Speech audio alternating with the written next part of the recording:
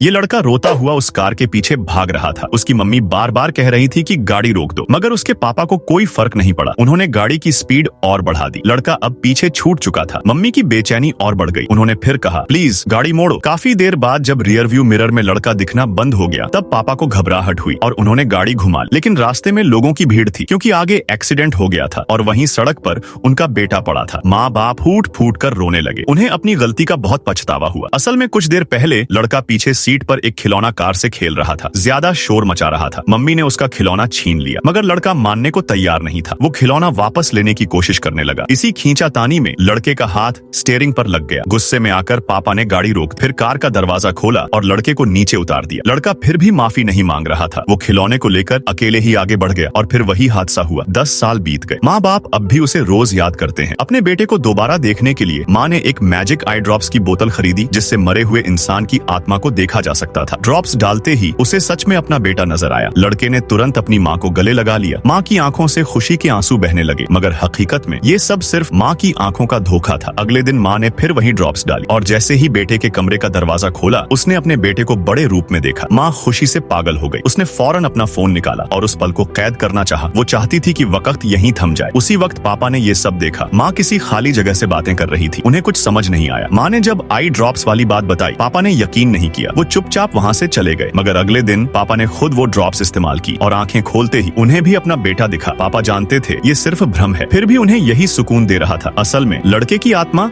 कभी उन्हें छोड़कर गई ही नहीं थी। वो आखिरी बार अपने पापा से अलविदा कहने आया था। पापा ने उसे गले से लगा लिया। बार बार माफी मांगते रहे। लड़के की आत्मा धीरे धीरे गायब होने लगी। पीछे सिर्फ पापा की सिसकियां रह गई। तो सोचो, अगर ऐसे आई ड्रॉप्स सच में होते तो तुम किसे